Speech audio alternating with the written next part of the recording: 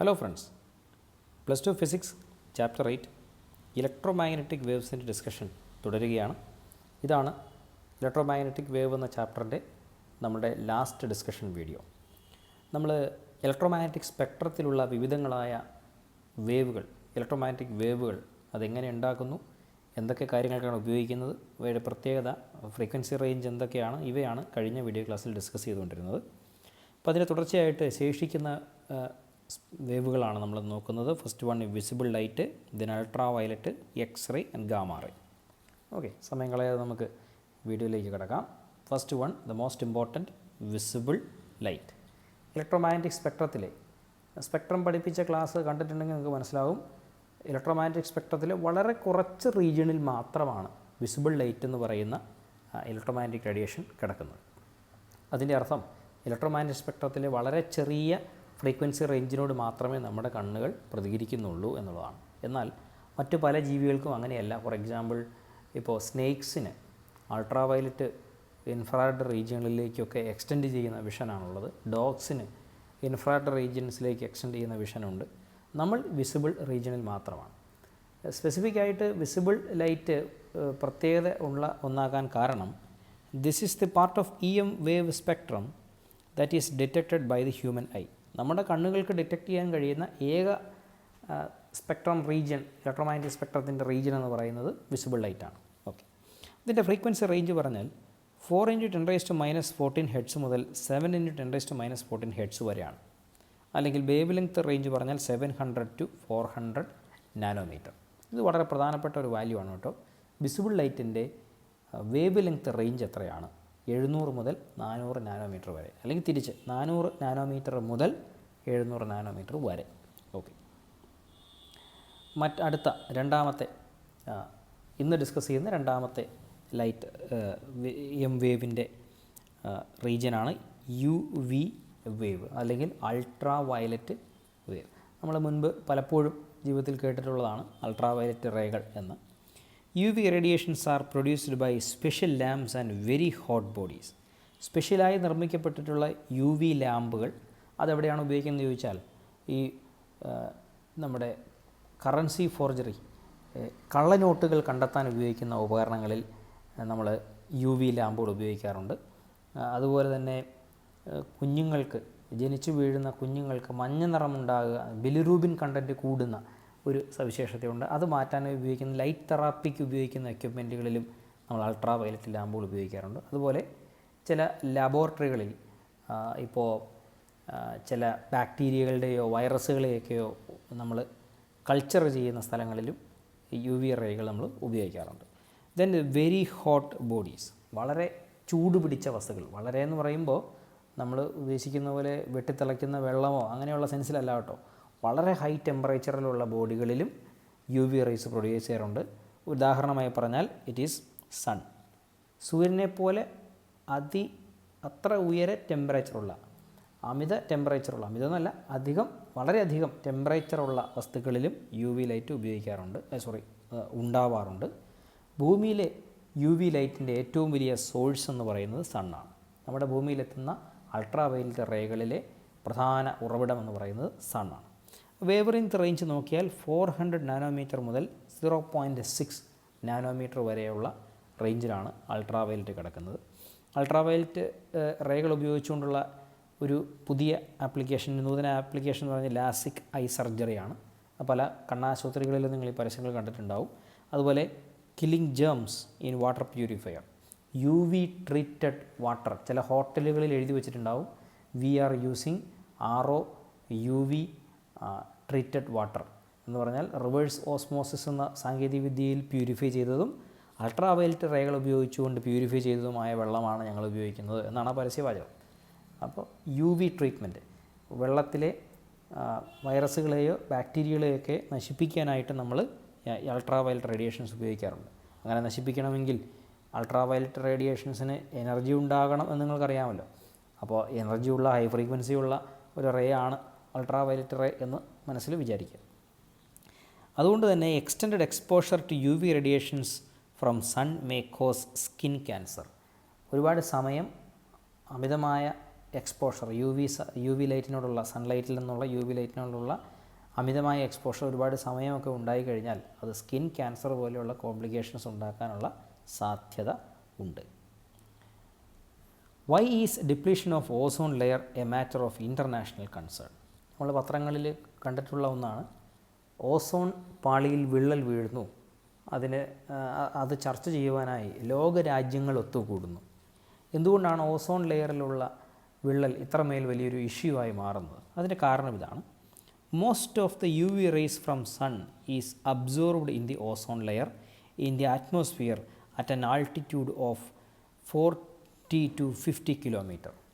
സൂര്യനിൽ നിന്നും വരുന്ന അമിതമായ യു വി റേകളെ അന്തരീക്ഷത്തിൽ ഏതാണ്ട് 40 മുതൽ 50 കിലോമീറ്റർ മുകളിൽ വെച്ച് നമ്മുടെ ഓസോൺ പാളിയാണ് അബ്സോർബ് ചെയ്യുന്നത്. U V light in large quantity has harmful effects on humans.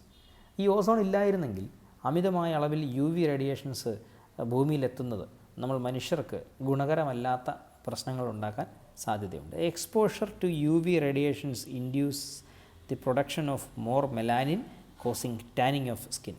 കൂടുതൽ സമയം വെയിലത്ത് നിന്നാൽ സ്കിന്ന് കറുത്തു പോകും, അതുകൊണ്ട് എനിക്ക് സൺക്രീം വേണം അല്ലെങ്കിൽ തൊപ്പി വേണം എന്നൊക്കെ നമ്മൾ പറയാറുണ്ട് അല്ലേ. അല്ലെങ്കിൽ പലപ്പോഴും നമ്മൾ പുറത്തിറങ്ങാറില്ല, കുടയോട് കൂടിയേ പോകാറുള്ളൂ. അതിൻ്റെയൊക്കെ കാരണം ഇതാണ്. സൺലൈറ്റിൽ നിന്നും വരുന്ന യു വി റേഡിയേഷൻസ് ഒരുപാട് സമയം നമ്മളുടെ ശരീരത്തിൽ സ്കിന്നിൽ വന്നാൽ മെലാനിൻ്റെ പ്രൊഡക്ഷൻ കൂടുകയും ടാനിങ് അല്ലെങ്കിൽ ടെമ്പററി ആയിട്ടുള്ള സ്കിൻ കളർ ചേഞ്ചുകൾ ഉണ്ടാകാനുള്ള സാധ്യതയുണ്ട്. അത് തുടക്കമാണ്. അങ്ങനെ നിന്ന് കളറ് മാറാൻ വെയിറ്റ് ചെയ്ത് കഴിഞ്ഞാൽ അത് സൺബേണായി മാറും, അഥവാ സൂര്യാഘാതം പോലെയുള്ള പ്രശ്നങ്ങൾ ഉണ്ടാകാൻ സാധ്യതയുണ്ട്. Ozone layer in the atmosphere plays a protective role.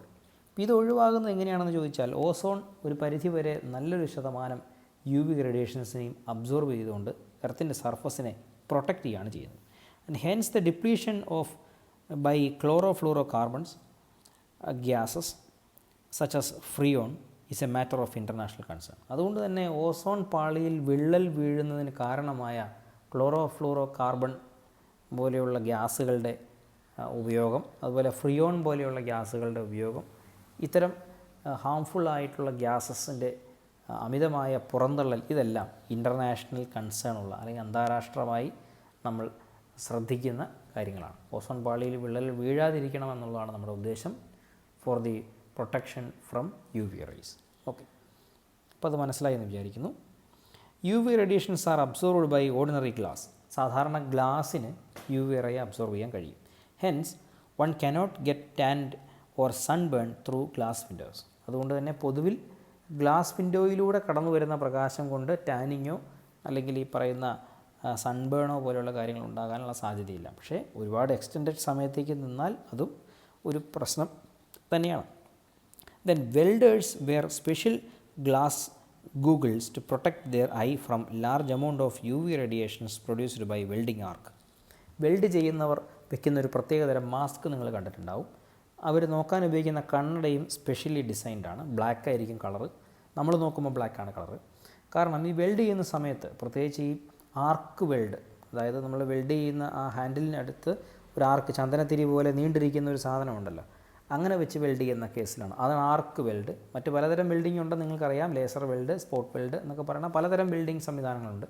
പ്രത്യേകിച്ച് ആർക്ക് വെൽഡിങ്ങുകളിലൊക്കെ നമ്മൾ വളരെ അടുത്ത് വെച്ചാണ് വെൽഡ് ചെയ്യുക. കാരണം നമുക്ക് നേരിട്ട് കാണണം, കണ്ടുകൊണ്ട് വേണം ഈ വെൽഡിങ് നടത്താൻ. അപ്പോൾ ഈ ആർക്ക് ബേൺ ആകുന്ന സമയത്ത് ഒരുപാട് അളവിൽ യു വി റേഡിയേഷൻസ് പുറത്തേക്ക് വരുന്നുണ്ട്.